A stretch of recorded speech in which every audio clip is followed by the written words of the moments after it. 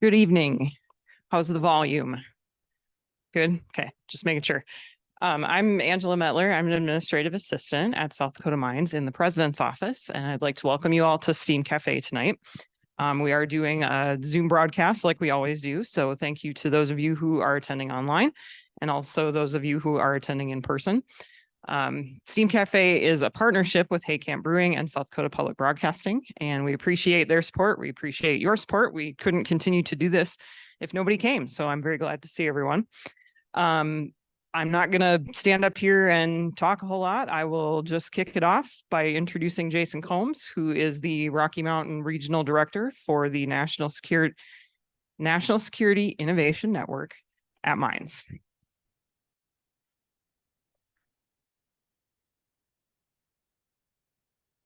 I'm glad she said that. I thought I was going to have to go through that. So we'll shorten it to just say NSIN from here on out. So thanks. This is, I think, probably about the fifth or sixth time we presented something here. And really what this is a highlight of is one of the student-run programs or student programs that NSIN does. NSIN is a Department of Defense program office. And really what it's focused on is solving problems for the Department of Defense. And it goes about that by basically trying to help incentivize dual use ventures to get something that is not only in the hands of people that need it, but it also is sustainable. We've got a couple other folks here in the audience that have gone through some NSIN programs. So this is to highlight some of the different activities that we do. And I'll have an ask at the end of everybody when we get done here. Specifically on this, what we're going to talk about is we're going to talk about AI and ML and critical mineral supply chain. And hopefully everybody's like, how do those two go together? And that's one thing that I'm hoping you guys will take out of this. So three things that I'm hoping that you'll take away besides the programming is one, when somebody says AI or ML, it actually requires a tremendous amount of effort on the user's part to define what they want that to do. This whole notion that it's going to solve every single problem really is not the case. There's a lot of background work and they're going to cover this. The other thing is I'd like you to think about AI and ML when you're thinking about it. Think about it as a tool. So the components of it are a bunch of parts. You put them together to build a tool to do a specific action that you need.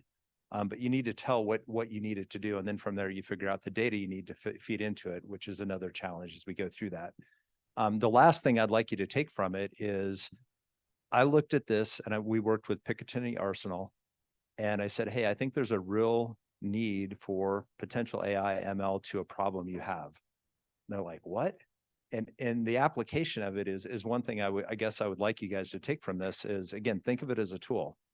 Don't think of it as I'm going to apply it to this analytical problem.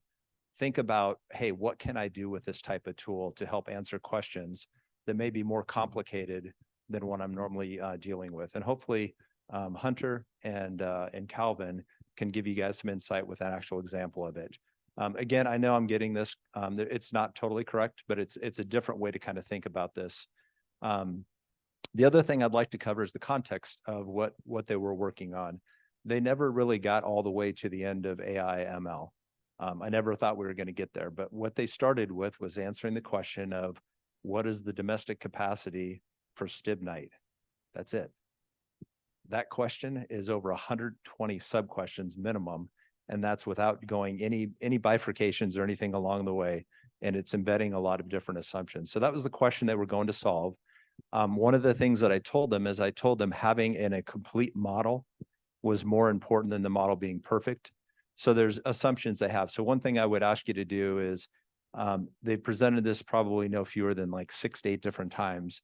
People will get into the technical. I will tell you the technical. I told them to go ahead and bypass that so we'd have a model so that we could, one, demonstrate the complexity of something like this, but also so that we'd be able to iterate and critique on it. So there are some areas where they've made assumptions, and I've told them to do that. The reason why I bring it up is the last brief we had, that was like the focus. I'm like, no. We wanted to get kind of the baseline to show what's out there. So, and then at the end, what I will have is a couple asks at the end of this when we get done with this. So with that, we have, I was going to call you Hunter. So you guys moved on me. We have Calvin Tohm, who's a PhD candidate that worked in our program this summer. We've got Hunter Paxton, who apparently is extremely shy, who does a great job up here answering questions, who's a computer science engineer. And they actually had two other teammates. One was from University of Virginia, was a policy person, and then they also had an earth science person out of University of St. Louis, Washington University, St. Louis, sorry. With that said, I'll hand it over to the two of you guys to kind of give your briefing. I think they're going to give about a 20 to 25-minute brief and then open it up to questions. And I've asked them to really kind of pull questions from you because it seems like this is much better experience when it's a two-way conversation. So over to you two.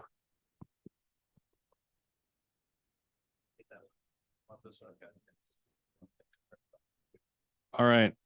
Good evening, everyone. That was a pretty good introduction, so we'll just skip the intro slide. So our background, again, we were in the X-Force Fellowship. At first, I would like to point out we worked a lot with Jason. So we spent all summer long growing out our mustaches to be able to look like him. The other two students, this is Kate Drebby and that's Rachel Jones. Those are the other two students that helped with this. So what we were asked to do is look into can AI and ML techniques be applied to critical mineral supply chain issues? Now, these are really complex, multifaceted problems. They have political, geographical, geological, economical, local, state, federal regulations, and many other things that you guys have to take into consideration while doing this. So is there a way that we could maybe simplify this by setting up AI or ML techniques? One of the things we tried to do was provide a limited proof of concept for a model, like Jason said, so then we can then move forward and then work on developing it. So tonight we'll be talking. It's on. So tonight we'll be talking a lot about artificial intelligence and machine learning. So it's important to understand what is artificial intelligence.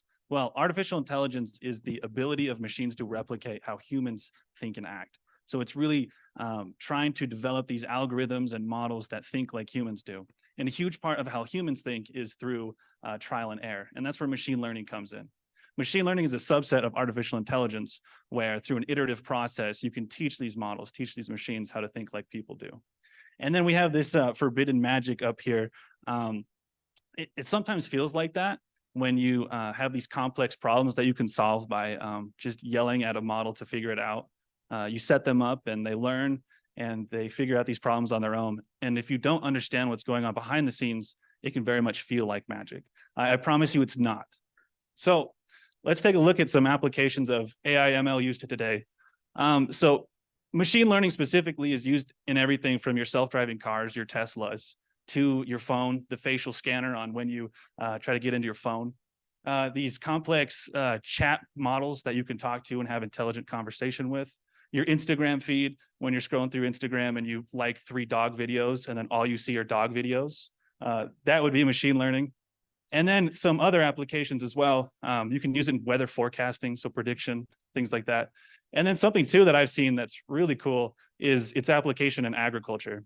I've seen companies develop these, what are they? These drones that can go through a field, go through these huge crops and pick out the weeds, and then they just shoot them with chemicals, kill them. So it's really cool to see the spread and the effect that AI ML has had recently.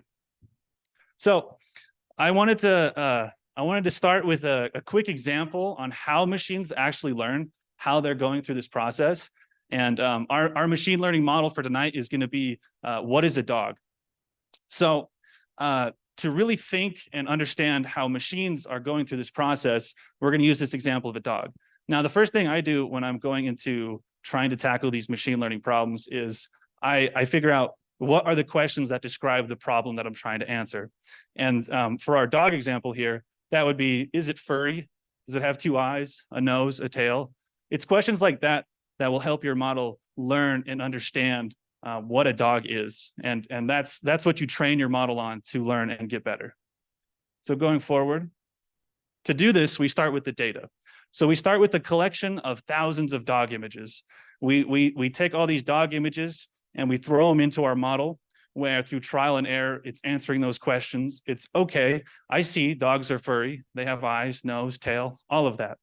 And then it goes through this iterative process, does it for thousands of tries, and then eventually it spits out this fully trained model, where then you can come to your new dog image that it's never seen, You throw that into the model, and then it knows, I've seen this before, this is a dog. Now, what if we changed one aspect of this process? Instead of giving it images of dogs so it knows what dogs look like, it's experienced that, it's seen that, what if we just give it TV static?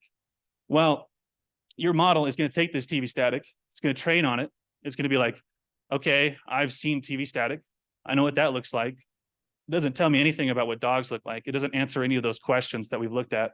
And then you get this fully trained model where it takes in your dog picture and it's like, I've never seen a dog before. I have no idea what that is. I can't help you. So that speaks to this later point where data is so important to any model that you're using that if you start with bad information, you're going to get a bad output. There's this machine learning saying, or this saying in the machine learning world, garbage in, garbage out. If you start with bad information, you're going to end with bad information. I would say that 50 to 80% of the time I spend developing these models is preparing the data, processing it, making it look nice, and getting it ready for my model. I'm trying to make it as simple as possible, trying to find those questions that describe, okay, what is a dog? What are we looking at here? If your data lacks... We'll take questions at the end. Yes, sorry about that. If your data lacks structure, then your model is going to be worthless. It's not going to be able to answer the questions you want it to. That's why quality data is paramount in this process. And then how do you get that quality data? Well, you get that through asking quality questions, those structured questions that mean something, that actually, will help you describe what is a dog. Now, let's apply this concept to the critical mineral supply chain. What questions need to be answered to describe the critical mineral supply chain? Questions like, is there a need for X critical mineral? How do we get more of X critical mineral? What are the roadblocks preventing acquisition for any of the given critical minerals? It's really trying to hit home and answer those questions and describe it in a way that is going to be as simple for our model to understand as possible.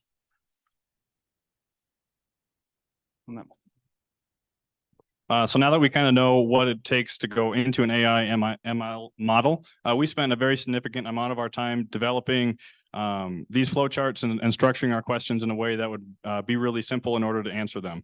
So this is sort of our main flowchart. I know it's kind of hard to see. If you guys want a closer look, I can show you on my laptop afterwards. But the first one is there even a demand for this critical mineral? If there's not a demand, we don't have to worry about it, and then we can move on. The second is, does the current supply chain meet the demand for that critical mineral? If it does, then you don't have to worry about it. If it doesn't, then you step into the last option where we look into ways to increase our supply. Within each one of these main questions, you also have another flow chart that you have to step through to help structure and organize the data and how we're going to look at it in order to be really concise and then have a way to feed that into a model in the future. Once we get into developing, there's a recycle or a synthesize option, there's importing, and then there's developing mine sites. We also spent a really significant amount of our time coming up with the questions. Jason talked about that a little bit. So we found that there were 8 different major categories along that we felt were really important to answer these supply chain issues with critical minerals. Within that, there were 120 questions. Some of them have more questions than others. By no means is this an all-encompassing list. There's probably some that we forgot, but it's a really good start. So we sort of the focus of the AI ML model learning, just with the data that we had, we really focused on the developing site options, which broke into 4 other options, which was an active site, virgin land, abandoned, or tailings. And we'll get into that a little bit later on. So what went into making the tool? So we learned that there's a lot of work that goes into just getting your data ready, like 50 or 80%, like Hunter talked about. So what that looked like for us, so there were 4 people at 40 hours a week over 10 weeks. So that was 1,600 hours that we spent basically building this and developing different questions and organizing and structuring our data. We came up with a first and a second tier analysis strictly just for the developing of mine sites, where those 16 questions in the first tier basically filtered through global sites. And then we had pre-selectable filters that could then narrow down our search. And then the second tier analysis was a much more manual process where we had to go into individual sites that we'd selected out of our first tier and then look at those. So just to give you guys an idea, so we started with 120 questions, and in true government fashion, we only answered 19 after 1,600 hours. So there's a lot of work that goes into doing this. These were our three main sites or sources that we found that were actually really quality data. That's another big thing that we struggled with, was finding data available, and that was quality. So our first tier analysis, these were all automated, so we could just plug it into the model and it could spit it out. So it looked at things from like socioeconomic agreements between countries or within countries, labor regulations, disputed land claims. That's a really big deal in less developed countries, political stability, and even if we want to do business with them as an MSP member. The second tier analysis, we really looked into toxic minerals, the presence of other highly valuable minerals that would be associated with that would make it more profitable to pull them out of the ground. And then public or private land, there's a lot of different regulations that go into whether or not it's public or private. So one may be beneficial over the other in certain instances. So some constraints and limitations with our approach to this problem and what we found. Our focus was antimony trisulfide. We didn't extend beyond that. We didn't look at any of the other 49 critical minerals and the specific problems that they had. So there are some levers that we still need to look at, some problems that need answers to in the critical mineral supply chain. We only used the MRDS, the Mineral Resource Database, to source all of our site locations for this project, the locations where minerals were present. And that was because it was the most comprehensive look at critical minerals globally. It only focuses, or mainly focused, on the United States, but it did extend internationally. And it was a really good quality data source, but wasn't all encompassing. And we filter by our first and second tier analysis. So if it's a location that didn't answer one of our questions, it was taken out of the initial analysis. And the data that we're using for this project and what we found, what was so comprehensive and helped us answer and describe the questions, was 10 plus years old. There's a huge collection of information, but it's not all current. There isn't one location for this information that's that high quality and it's all current. And one gripe that I had with this project as a computer science engineer, came into this project excited to do some Python in that, but due to some limitations with security and moving things throughout the government, we had to do everything in Excel, which was mildly painful for me.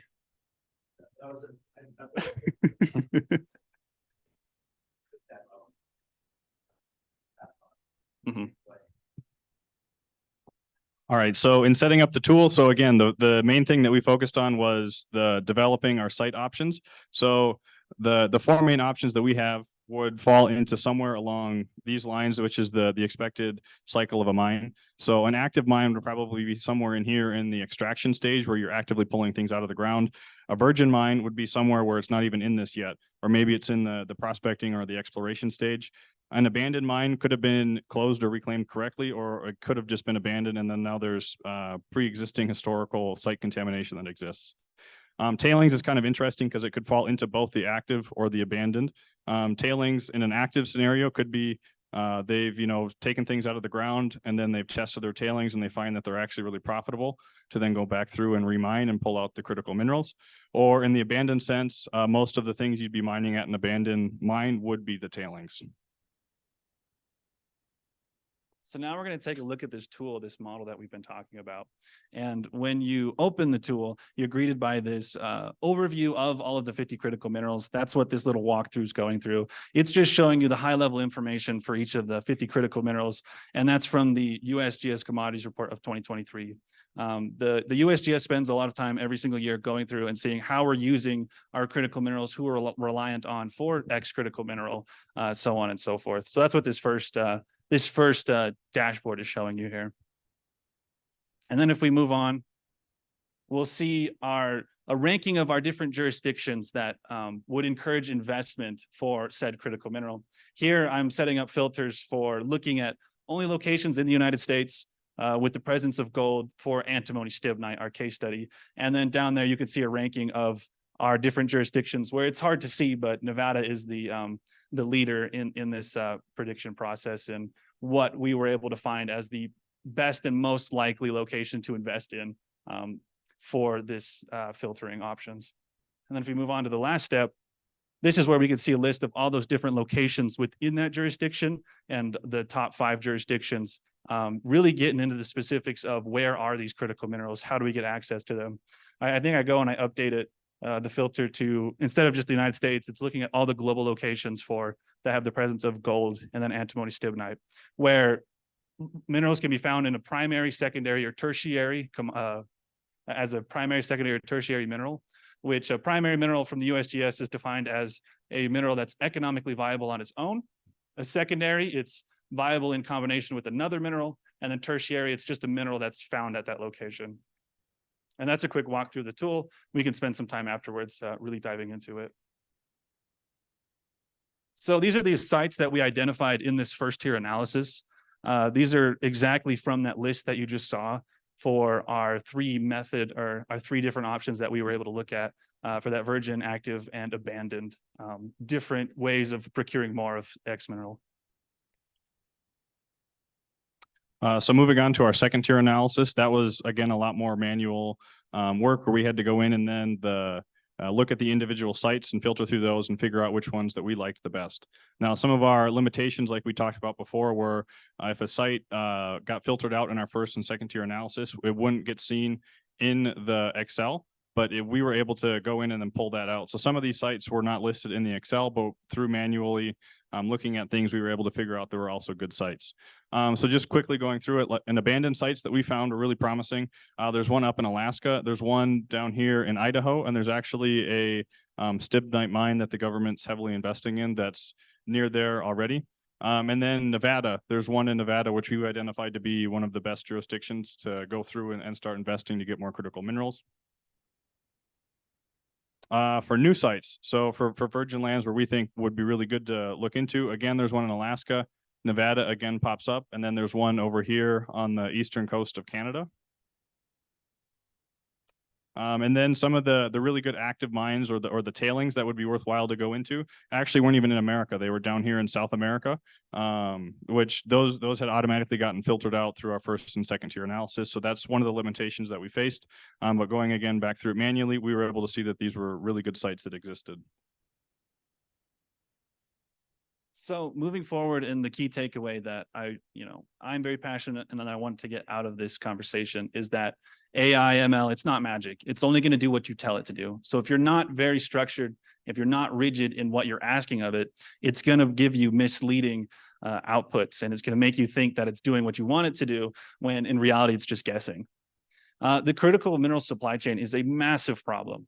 There are many different levers and facets to this problem that required 4 different disciplines coming together to even start to tackle this problem.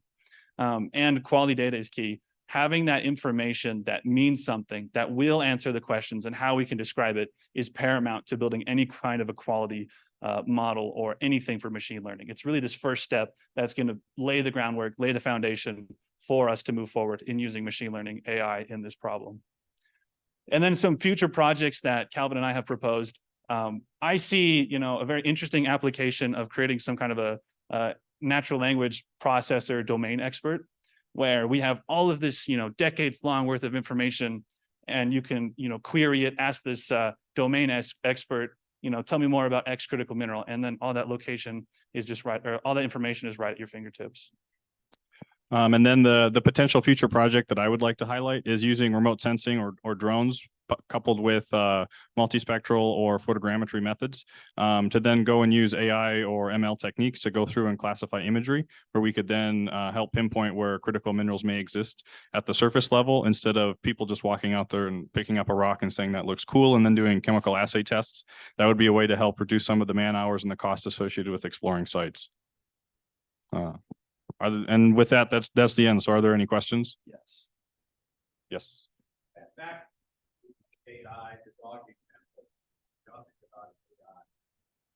But you had questions like, Right. how does it know when fur? Calvin, can you go back to that page? Now, so do you, I guess my main question is, are these models mathematical things? Are they breaking the picture of the dog down into pixels or whatever, and then putting math behind it, or what is it? Would you go back to where it's just the big image of the dog? Yes. So when I'm, is it furry? What it's looking for? It's breaking this image down into those features. So like it's looking for these tufts that, it's recognizing, oh, this is fur. This, it's not in the physical sense. It's not feeling for that fur. It's looking at this image and breaking it down into, oh, I see an ear here. Oh, I see these two eyes. That's how it's breaking down, and that's how it's understanding. Yes. Is it mathematics? Yes. It's heavily mathematics, statistics based, and that's how it's going through and figuring out what these images are. And also, when you're creating these models and you're training them, you tell it that this is what a dog looks like. So that's how you start. You give it the answers at the beginning. So it sees this and it knows that's a dog. So then it goes through and it breaks it down into those parts. And then from that, when you show it a new image of a dog, it's, oh, I've seen this before. This is a dog. What would it take for it to keep telling it? He goes out into the web and takes it's broken down what you give him, and it takes it in comparison to every image you can find for that. Is that possible? Is that too much computing power? I think it's possible, but a human would still need to facilitate that process, giving it those images. You can train it to do more than just recognizing dogs. I think there are some convolutional neural networks that can recognize thousands of different images. It's really just this process of training it and really hammering home, teaching it what these images look like.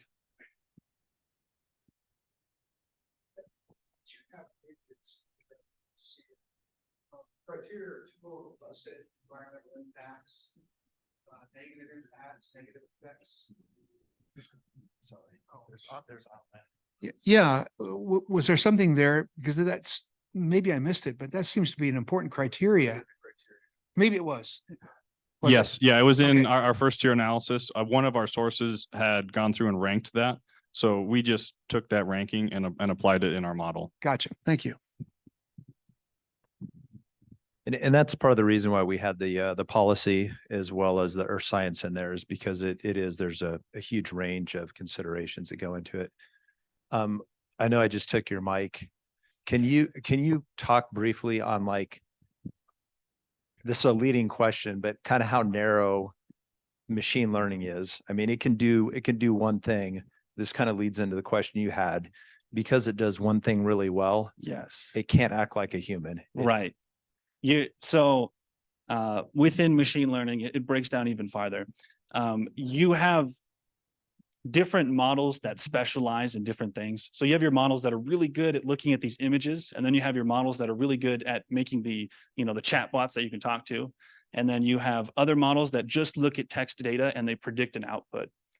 So within the machine learning world, they are tools in your toolbox that, they work really well for certain problems. And I think that's where machine learning engineers come in as a specialist to recognize, oh, we're looking at this kind of a problem. I need this tool. I think too often people treat it as like the hammer and a nail problem. If you have a hammer, everything's a nail, which is not the appropriate way to go about it. And I think with machine learning, a lot of it, you can get it to work, but what you think is working, it might just be guessing, and it's just guessing right. So I think that's where the specialists are needed to really understand what's going on. I think you said that there were. I'll get yelled at because there's. Not that you go. I'll project. Okay. So I think you said that there were 120 questions that you started with. Can you give us examples of some of those questions? And you said you only ended up answering, I think, 19. Can you kind of explain what some of those questions were and which ones were answered and others not? Sure. So just to start off, so these were the first 16 that got answered for our first tier analysis, where we went through and there were sources that already answered these. The other questions may dive into, like, say, for protected areas. We may break that into further questions where we ask, what type of species are protected? Is it, is it animals? Is it plants, fishes, things like that? If we look into the quality of the geological database, we may then have some other questions that we're interested in that it couldn't answer, where what's the reserves, what's the quality, how much is there, what's, the depth below ground surface. If we look into availability of skilled labor, that's a pretty broad question. So we would have further questions where we would break that down into, what type of skilled labor? Is it haul truck drivers? Is it miners? Is it people that run the plants? Things like that, or the MSP members. That is countries that the U.S. has friendly relationships with and open trade agreements in order to get more minerals. We have other questions that break it down to, if it's not an MSP member, how do we decide whether or not we want to deal with them in the first place? Then moving on to the second tier analysis. So if we asked about toxic minerals, what type of toxic minerals? What's its quantity? Where are they at? Are they in certain parts of the mine versus other parts of it, and the types of tailings that are there? Presence of high value associated minerals. What type are those? Are they tungsten, tantalum, gold, copper, things like that? What might make it worth money to, or worthwhile to pull out? And then public or private, there's a whole list of questions that go with that for your regulation side. So This is a two-parter. First part is, have you run into policy issues or stumbling blocks as you're working? In the second part, as you started this effort and you're looking to the future, what kind of future applications do you perceive or do you think could be utilized as you move forward? I'll take the first one and Hunter can take the second one.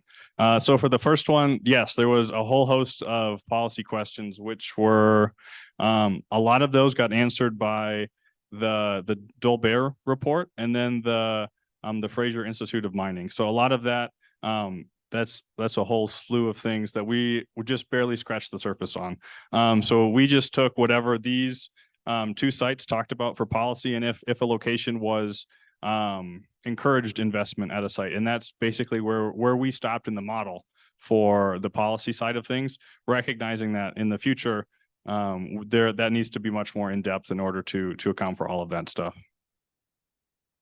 And then to answer the second part, I think what our hope and what we want out of this project, and kind of looking forward, what we'll see, it's hard to see up here, but going back to that USGS commodities report, where we source a lot of our minerals from are countries that we're currently at conflict with. Our relationships with these countries are so strained and tenuous that if we're solely reliant on them for access to X critical mineral, in 10, 15 years, you might not have your iPhones anymore. We might not have these, commodities that we need in our daily life to really, to thrive and strive as we do. So I think that's the future application of this, is shifting our reliance away from some of these conflict countries to countries that, kind of share our same values. Okay, I'm going to fill in a little bit here. And this table has done great. This section's done great at questions. Not so much over here. So, okay, good. One thing I do want to highlight that you guys aren't able to see necessarily is we developed this team as a cross-disciplinary team, and did that on purpose. And what was amazing is, one, first of all, getting everybody to understand that it's a system of systems problem. It isn't just a narrow one. There's a lot of considerations, but actually to hear the four students brief this, I don't know if you noticed, but we had people talking about AI and ML that is a geotechnical. Is that right? Okay. Yes. Yeah. And then we also had somebody who's computer science engineering that's talking about mining. We had policy people doing the same thing. So the cross sharing of knowledge and actually putting it into an entire system and being able to talk to it like that was really something amazing. We see that happen quite a bit in the NSIN programs. But I wish I could have got the other two students here so you guys could see that. And then I saw hands going up, so that's great. I saw yours first. So I've seen recently a development with AI training has been using other models as a training bed for, your target model, things like Lang chain, and using other models to create vectorized maps of, context, and then feeding those context maps into like a general purpose language model. That's obviously something that's been developed recently, and is starting to be in use. But how much do you think new tools could speed up the process of your development in, aspects of this particular project?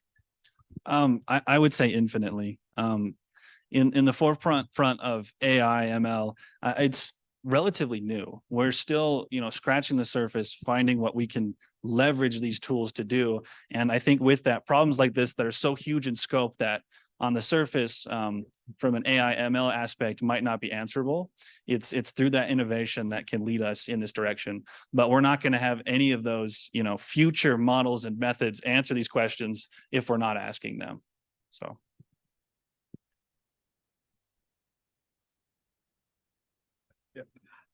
Firstly, great work. Right at the beginning, Jason pointed out you made a lot of assumptions because you wanted to make the full model. Absolutely agree with that. If I want to take it a further step, how much more work is needed? That's a mean question. I would say more than 10 weeks. That was really the scope of the project and the time that we had to work on it. And through those 10 weeks, we really covered a lot of ground. So that's where I couldn't say for certain, but every day we seem to be, pushing the boundaries, getting closer to having these AI that could really just do anything.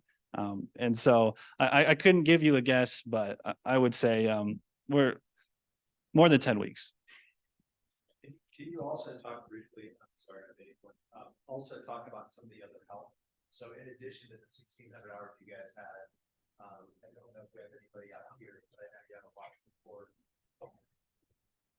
Sure. So we went to at least probably a dozen career professionals that were either inside the School of Mines or at different mine sites, like the mine site that's actively developing for Stibnite. We met with them 3 or 4 times.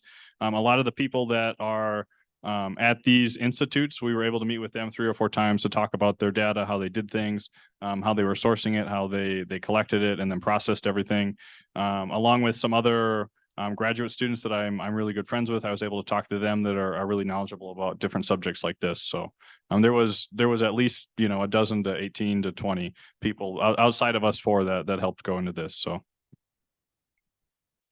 You're fine. I'm just trying to understand modeling and all this, so excuse my ignorance, but so you have this diagram's great, and you've got the resources that you use. Does the model go into that, like that report, and extract the information? It would. I think the focus and what we were trying to do is just laying the groundwork. Like to go back to the dog example, we're still asking the questions. What questions describe the dog?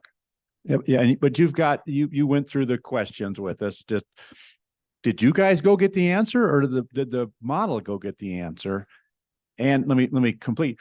Okay, but if it's a quantitative thing, I can understand how a model can pick that out. But like policy is very qualitative.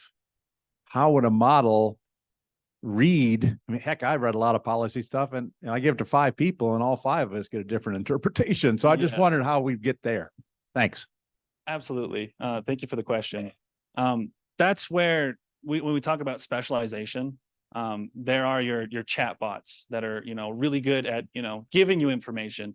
They won't give you that interpretation, but they'll just kind of lay everything out there for you to then, for our policy people, our DoD officials to go in, and then now that they're armed with all the information, they can make actionable, responses to it. So a lot of these sources had like 1 through 10 or some quantifiable numerical metric that went along with the question. So like for our for the first 16 that we looked at, wherever they are, all of those questions had some numeric value that they had already gone through and assigned. So that went into Excel, and then Excel searched those. So I think that gets at your question, right? So that question is actually one of the reasons why we wanted to kind of present this information, because I think a lot of times people think, well, it's an easy question. Do we have Stibnite or not? But you start getting into qualitative and quantitative, and then you get into who's assessing it, how are you doing it? How then do you take that and translate that to the, I'm going to say air quotes, machine, so that it can actually go and apply that consistently? So there's a lot more that goes on when somebody's saying, you know, AI or ML on the difficulty of the challenges, incredibly capable. But I think a lot of us are going back to the wizard magic that Hunter was talking about instead of going, okay, I really have to be a participant. Really spent a lot of time defining what the questions were. They had 2 different classrooms that are probably about this size each with all the whiteboards mapped out to try to figure out the structure of thinking that the human was doing to then tell the machine, hey, this is how I want you to think. So it was an incredibly difficult project that they were doing. And it's lent itself to conversations like this. So I got to get to Chami and then I'll come over to you, ma'am. So my question is probably just futuristic thinking at this point. However, Hunter, you mentioned that one of the biggest constraints that you had was that you had to use Excel due to government security issues and whatnot. Now that machine learning and artificial intelligence being a cutting-edge technology, how easy will it be to convince a formidable entity as like a government to, hey, this is something that we develop? Is it going to be a hard convince or not? In your opinion? I think in my experience, it is a harder push than initially it should seem. I think I've seen a lot of excitement, a lot of interest in this project, and then it kind of goes into that black box territory where people treat it as it's magic, and then therefore I can't trust the results that I'm getting. Like, I don't know what's happening, so therefore, it's got to be lying to me, is kind of the assumption that I see when going into like machine learning AI, when in reality, it's doing what you tell it to do. It's giving you the responses that you've trained it to give you. Items like that, it's that that aspect of the machine learning engineer going along and being that teacher for these models to get that, quality and trusted output. So I think that's what I've seen. Yeah. And then one of the things that's currently being worked on is there's a lot of different software factories that are being developed to try to be able to develop the software. I'm way outside of my knowledge, but develop within an environment so that you know that you're not going to induce safety or security risks or whatever. And that's one where I'm going to need you guys' help, because that gets into the technical that I don't understand it well enough. But figuring out how to translate that so that we can help the DoD factories that are already doing this, how to integrate better with schools that are doing this kind of work and everything. Again, another kind of intent of this project itself. So my question kind of goes along with that. Am I to understand this is a DoD funded project? Yeah, the project is what we call X-Force Fellows, and the Department of Defense funds those during the summer, and it's focused around specific, we call them mission partners. So it could be Army, Navy, Air Force, Marine Corps, Space Force. And we take those problems and then select. This last year, we had about 900 applicants from all across the US, and we selected, I think, about 275 of them to work on about 60 different problems. Not all the problems look like this. What I did is, one, I was looking at the capability that the Black Hills has and the School of Mines, as well as UVA, which is a policy or has a policy school. And then also looking at really what the executive orders are saying are required and what it's asking the Department of Defense to do. Because these are the kind of problems and questions out of, I'm sorry that I'm standing here for you guys. This is the type of problem that we're not getting into the academic fields to go, hey, how do we solve these? Out of the 900 applicants, when I did a search, I couldn't find anybody that was with a mining background. I couldn't find anybody. I found one person that had GIS, is a geospatial information system. And nobody that really had any policy background on this. And so these are some of the things that we're trying to do, is we're trying to elevate it to show where, working with all of you, you may not see this as being an application, and it's kind of making that translation of like, hey, there's an AI component that can help answer, or at least understand the question or the problem better. And these are all the different specialties. So yes, but that's kind of the expansion of how it works. Okay, good. And we do, sorry, give me a second. We do also within the school year, we'll actually work on getting good matches with the senior design projects, the capstones. And I'm responsible for this region, so it's not limited to a university. I did start out here in the School of Mines, and the school has been really, really supportive, giving opportunities like this to present this, to get it so people can see it. But it's one where done with people that are like really, really passionate. I mean, I find it very enjoyable just to see how much they really gelled as a team. And then also how they were working through some of the difficulties, because there's a lot of things that weren't defined. You can say no. Can I share kind of our discussion we had in the library? Absolutely. So one of the things that was great is, Hunter was talking about how he's deals with data and cleaning.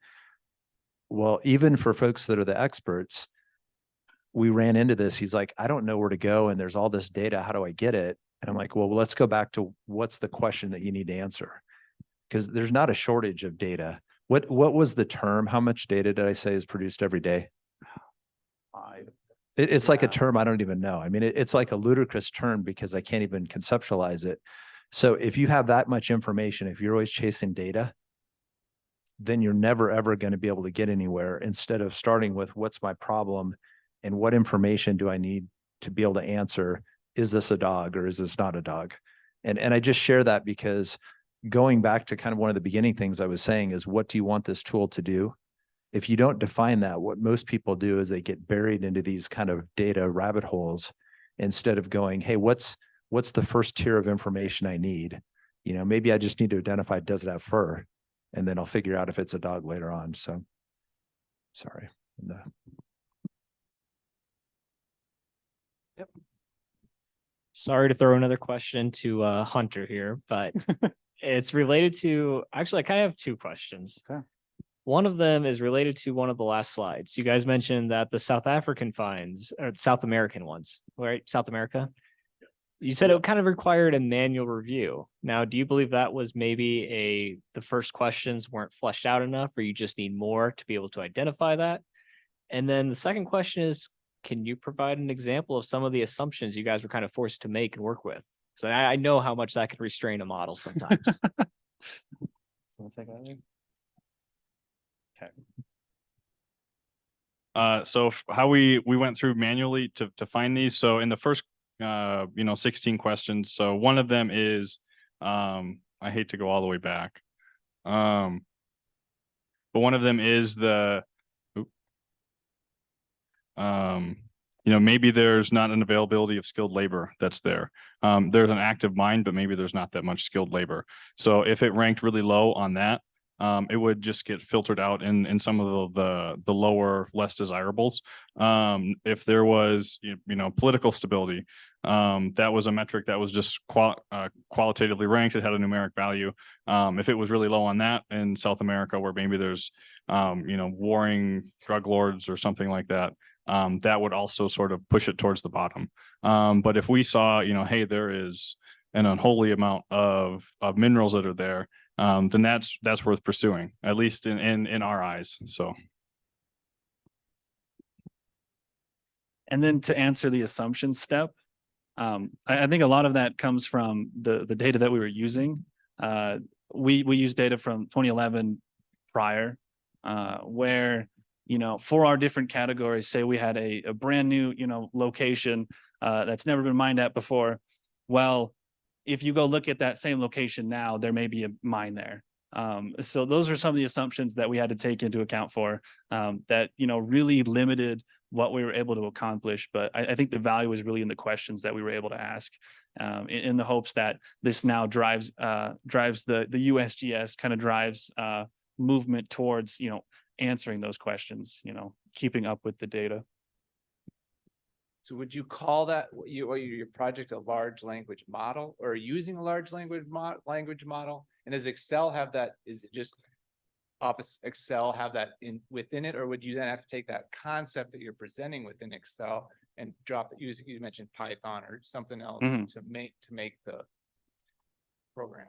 So I think the scope of the project and what we really tried to do is lay the groundwork to then, build these models up from.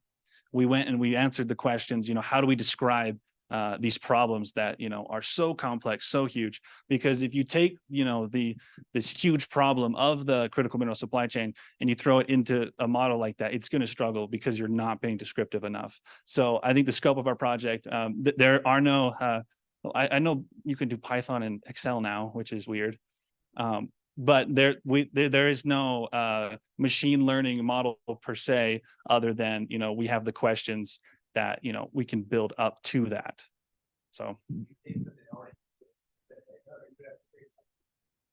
create something to build off of this. I think to describe where we're at in this project, we're in that 50 to 80% of the time spent making the data look nice, preparing it for then in the future, building these models. Yes. Which I see as a potential solution to answering at least the 101 other questions that we've posed would be a natural language processor. Because I know it might not give a good answer, but you can take these questions that we have and you can put them into ChatGPT and it's going to give you a response. Whether that's a quality response, whether that's a good response, it gives you something that then you can build off of and fine tune something specialized for this problem. And part of the reason why I asked them to do it in Excel is, one, it could go on pretty much any government computer. Two, as far as the documentation of the programming, we didn't need that. Now, they did a lot of documentation of what they did so that we could recreate it. The other one is I wanted to make sure we had good visualization to kind of demonstrate the potential. Again, it's hollow. I'll use the term hollow, but it's a lot of work to get to this point. And we're using the concept, anybody in here who's done the I-Core or H4D lean startup, a minimum viable product from the standpoint of minimum amount of work to be able to get feedback on it. And so that's why one of the other reasons why I asked them to use Excel. Document into Excel and have that program look at it. Am I hearing that? Or that's future. Yep. Okay, we'll take two more questions because we're about out of time and everything like that, but two more. And I'm going to start here and then I'll come over to you if that's okay. Thank you. Can you go back to those first 16 questions, please? That slide there. So most of those categories you could define as basically a given. Like the level of physical security probably isn't going to change much over time. Availability of skilled labor is one that seems to me to be controllable. Like, it wouldn't take long to develop a more skilled labor force, it seems to me. So why would you just accept, whatever data you have as a value for availability of skilled labor? So I think this gets into more where we got our data, how they structured it. So how most of these questions got answered was a survey went out to as many mine sites as they could get to answer them. And then they had criteria on whether or not they were a reputable mine and whether or not they would accept their responses. And they would comment on all 16 of these questions and give a ranking of 1 through 10 on, was the socioeconomic agreements in that area, were they good? Did they encourage investment? Did they discourage investment? Or were they somewhere in the middle? And then the 1 through 10 ranking. So then what we would do is in Excel, then it would just go and search whatever value that it gave, that those sites gave that specific location, and then that's what it would pull in. So does that kind of answer it? Yes. All the time, the value for. Yes. Yep. Unless you have a live data feed or some way, and this gets into the data and the capture and things like that. The other one is on this question. I know this wasn't exactly your question, but it kind of lends to it, is part of what I talked about was commercialization. So I think a lot of folks will look at this and they're not looking at it from the business aspect. And we've stripped out a lot of the capability in the United States. And so there's areas where we don't have anything and we don't have the skill or the labor or the other incentives out there to make a business model for it. So that was something else that was kind of another consideration that they had to take into place. So if we're to come out and say, hey, we need this done, you might be like, what's the business model or what's the business opportunity for me? And so that was to kind of consolidate some of those questions as they go through. It was a lot more challenging. It was going to be challenging. It was a lot more challenging than I thought. And they did a great job of pulling the stuff out. This is probably a stupid question, but how do you balance some of this with environmental concerns? And I think specifically of the Black Hills and gold, uranium, lithium. And I didn't see anything on there at all about the Black Hills. I didn't read everything, but what is your take on that? Where's the balance at between the economic necessity as we go to electric cars and the environmental issues that come up, especially with lithium? It's kind of a loaded question. No, I mean, No. that's what your tool is. Your tool is going through and actually asking all those questions. So they don't own the answers or the decisions. That's what they were trying to pull out was the, whether it's a country, whether it's a, state, whether it's city, whatever the municipality is, and just say, hey, this is what's out there. This is the information. So I would like to add to that. Mining in the United States is arguably the greatest in the world for regulations, environmental contamination. Maybe in the past it wasn't so good, but nowadays it is top tier. So one thing that we also really need to work on is educating people on what does mining look like here versus in a developing third world country where they use slave labor and most people don't live past 35. How do you go and justify, enslaving people because it's not happening in your backyard versus having it here and everything is much cleaner. The regulations are a lot better. So that wasn't taken into account in the model. That's just my personal stance on it. So, yeah. Yeah. And all those are good questions. And that's kind of what we were trying to pull out because there's all of these different aspects that everybody wants to know about, but there's no central place to look at that, to have kind of a holistic picture of it. Well, I appreciate it. We're up on time here. A couple things. I told you I'd have a couple asks. One of them is please, if you have students out there or whatever, please let them know to come out and either contact myself or Joseph Wright can get them in contact with me or any of the students that are out here that might be interested in programs like this. Another one is to continue to get the word out. I will tell you that this is the most diverse group that we've had come out here. And I think it's because the word is getting out. So we've got a good representation of a lot of different backgrounds and specialties and stuff like that. A lot of students, a lot of former students that are here, really appreciate that. The other one is the commercialization aspect. So there's a lot of great research going on, but if the research isn't commercialized, then we can't get it out into the hands of people that need it. And that's one that I know it sounds simple, but it's like one of those missing factors that we have, I think, locally. And actually to follow up with a lot of this, there's a lot of different commercial applications, whether it be a startup or whether it be an existing business. So I would just say maybe, pick on these guys a little bit more. Chami's been through one of the courses and ask them and get some ideas because I think they've got some pretty cool insights that are actually viable business ideas that are out there that we may not be thinking that they've been exposed to. So again, really appreciate it. I've got to hand over the mic here to Angela. So, and really appreciate these two. If you guys can give them a round of applause. Thank you.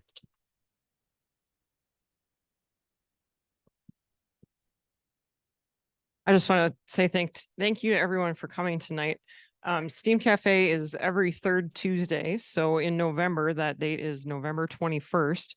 And our presenter that evening is going to be Dr. Trevor Waldine, who is an assistant professor of geology and geological engineering at Mines. He's going to talk about his summer research experiences in Alaska, where he's involved with geological research and mapping. And I've heard that he had a close encounter with a bear, so it should be fairly interesting, and we hope to see you next month. Thank you.